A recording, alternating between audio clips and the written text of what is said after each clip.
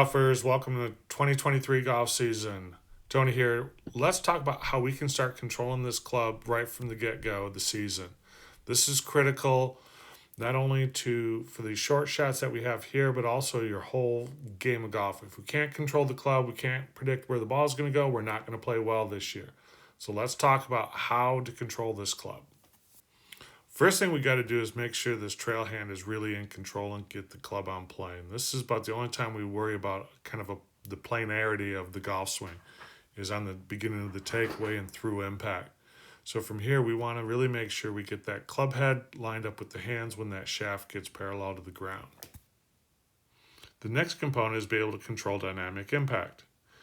This is making sure we have the right loft and the right speed for the shot at hand. Here I'm using my regular grip, which produces a little bit lower trajectory shot. Now, if I want to create a little bit higher shot with the same type of swing, all I'm going to do is change my grip. I'll use a reverse overlap grip, where the forefinger of my left hand goes over my right hand. This produces less shaft lean and produces a higher shot. So now with the same swing, I can create different trajectories. Okay, golfers, remember, control the path, control dynamic loft, along with the club head speed to control where that ball goes. Practicing with the wedges is a great beginning in order to control the faster moving swings of your irons and driver. Okay, golfers, we talked about what to do. Now the question is, how do we produce this? How do we produce the right path? And then how do we produce the dynamic loft? So a couple things I want you to think about is center of mass of your hands and the center of mass of this club head are the two things that we're trying to be able to control.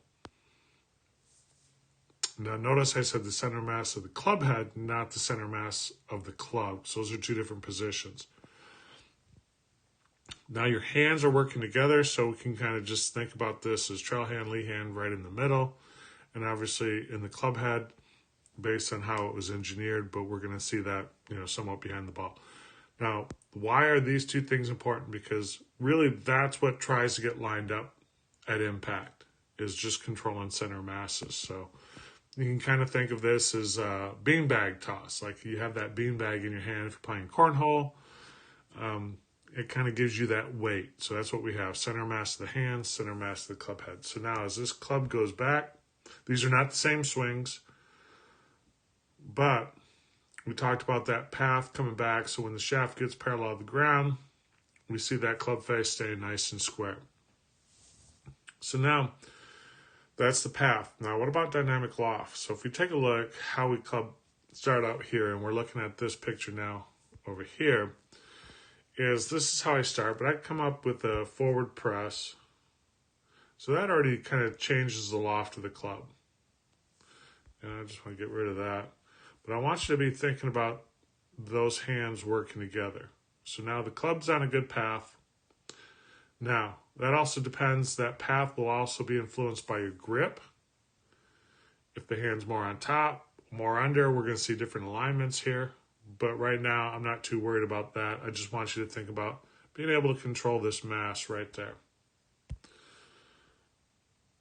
Now, it is really just about hand speed. You can think of this as arm speed. You can think about this as body rotation.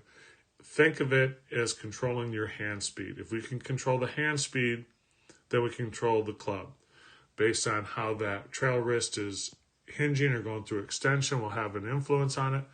And then as that hand speed comes down, as you're kind of tossing that horseshoe, you're tossing that ball to somebody, what speed are you swinging at? And then now at impact, where does the club finally meet the ball? So now we can see here, we have a different impact alignment. And again, take this with a grain of salt. This is 5 degrees of shaft lean. So now I've reduced the loft of the club, dynamic loft of the club, which produces that lower trajectory.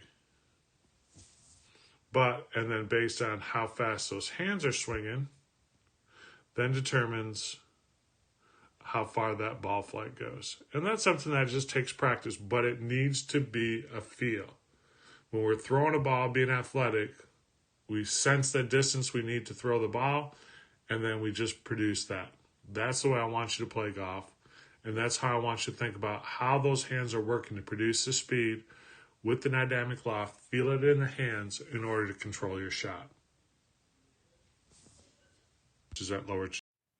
Hey golfers, thanks for watching. I'm back in the lab again, coming soon with some more videos on how we can simplify your golf swing and make you play better. Stay tuned. Later.